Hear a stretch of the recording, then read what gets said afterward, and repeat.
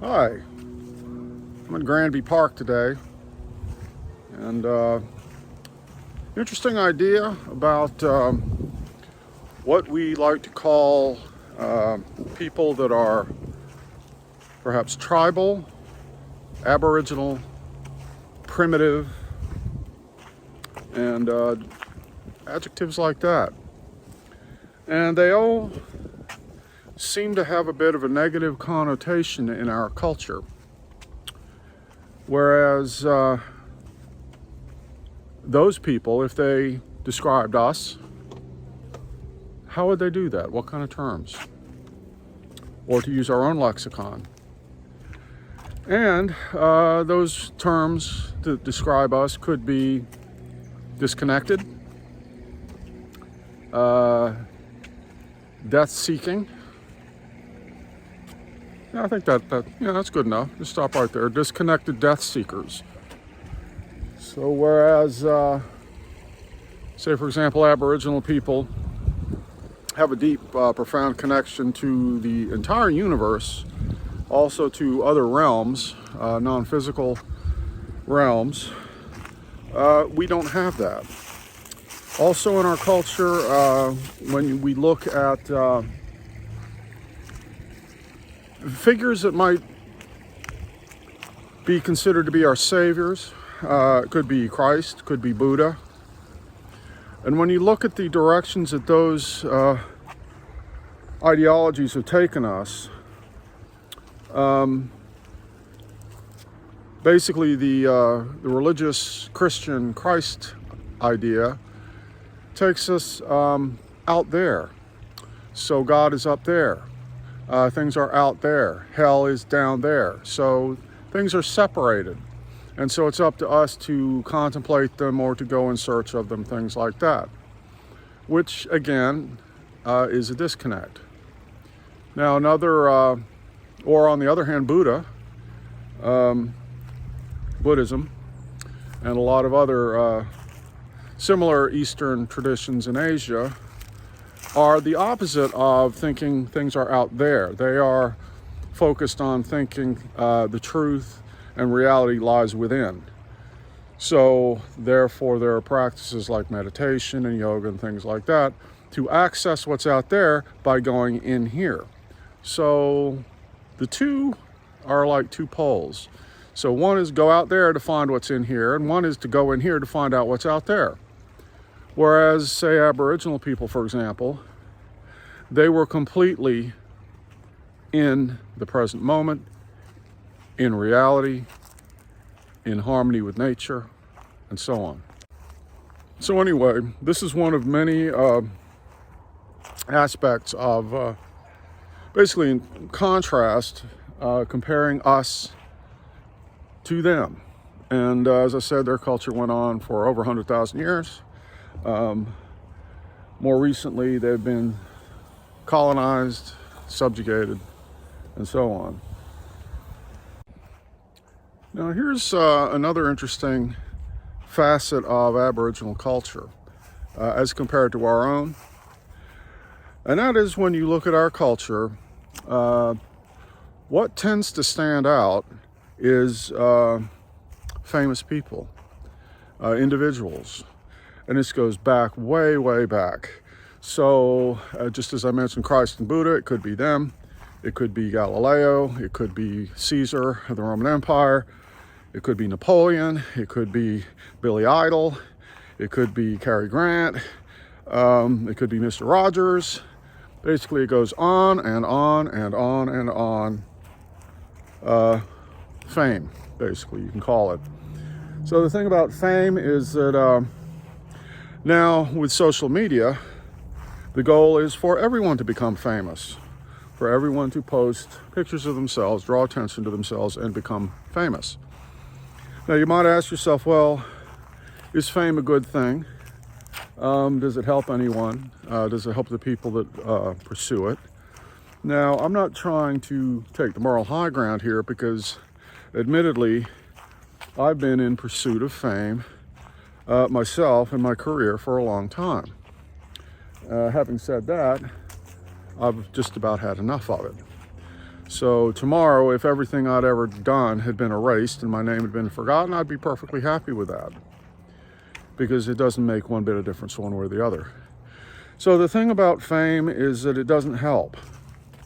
In fact, it sort of is a tether around the neck.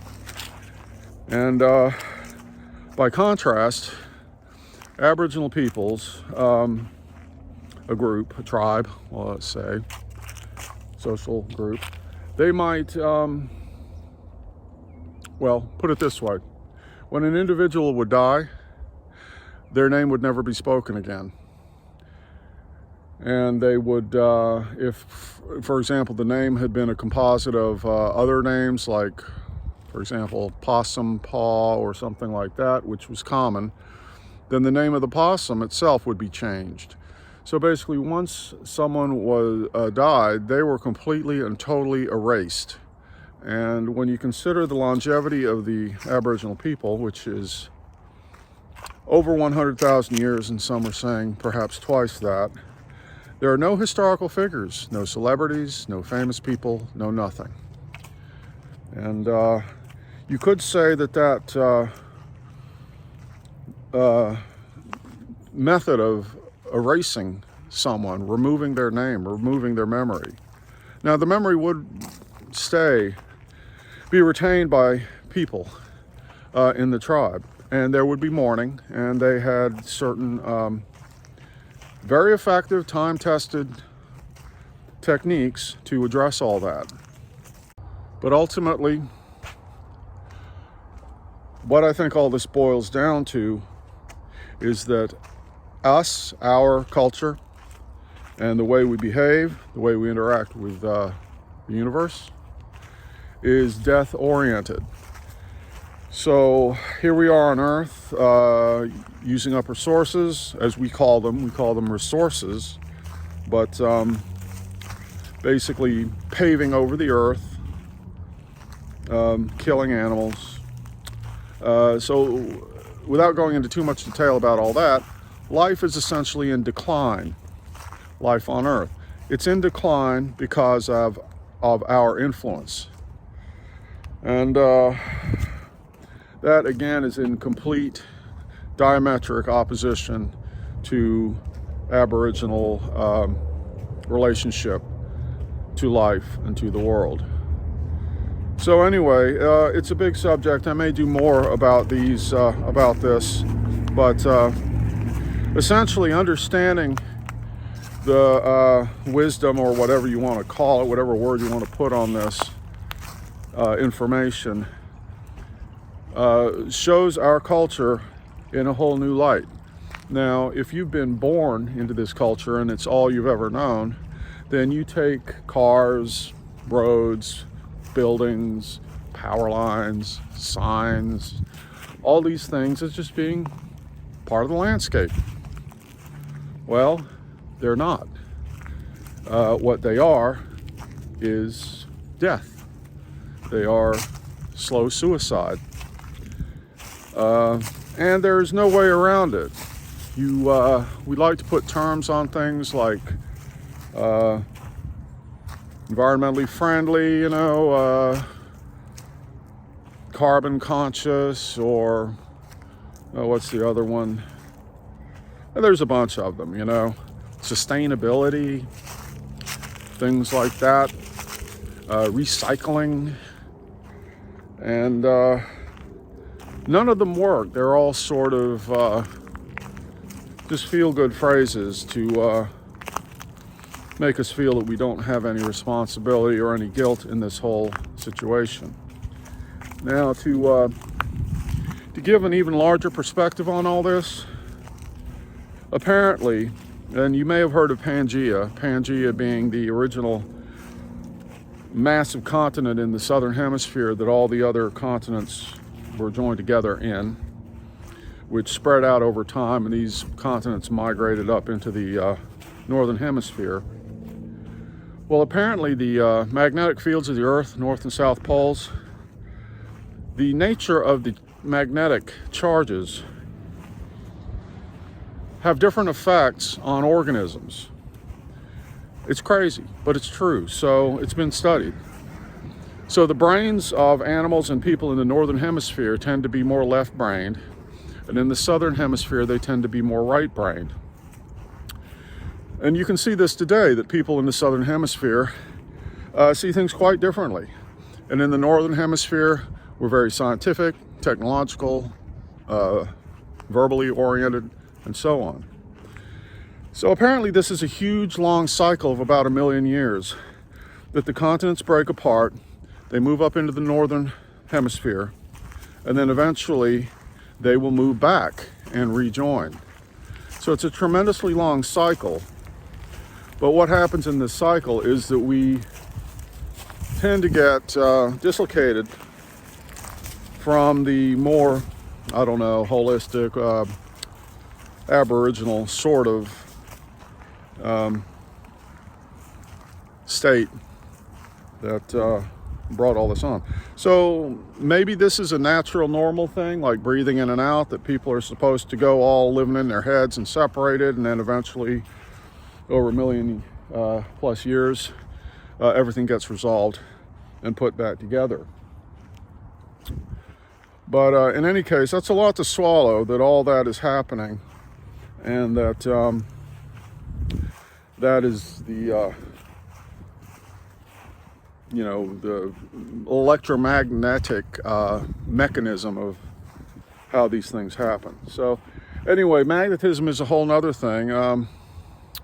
Aborigines, for example, like bees or insects or birds, could navigate by aligning with the Earth's magnetic fields. We've very much lost that, and it's certainly not helped by EMF frequencies that are coming from all our technology, electrical devices, and so on. So anyway, it's a big mess, and we're basically headed toward death. Not trying to be a doomsayer here, but it's just the way things are. And it's just a matter of time. And I don't think it's really reversible at this point. I'm not unhappy about it. I'm not optimistic or pessimistic. It's just the way things have turned out. So anyway, I'll leave it there, and the next time someone starts describing other people as primitive or savage, Aboriginal, things like that, you might want to think twice and take a long look at yourself and your own culture, because our own culture is just basically murderous and disconnected, as I said. So anyway, have a nice day, and I'll leave it there. Bye.